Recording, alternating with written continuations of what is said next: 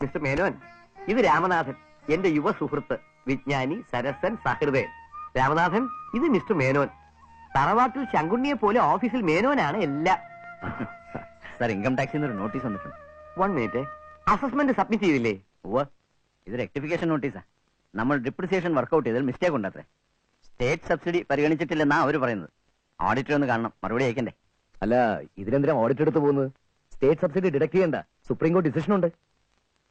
According to 209 ITR 129, the Supreme Court has emphatically decided that state subsidy should not be deducted from the actual cost for the purpose of depreciation, while pointing out that merely because the subsidy is quantified as to a percentage of such cost, it does not take away the character of payment, which is neither intended directly nor indirectly to meet the actual cost.